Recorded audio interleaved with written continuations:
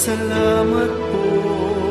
Ang iyong pagmamahal ay nadarama ko ngayon at magpakailanman, ika'y pupurihin ko.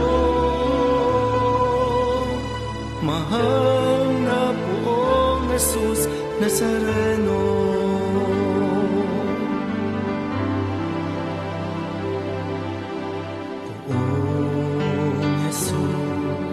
Nazareno, kalugdan po ninyo itong kahilingan ko.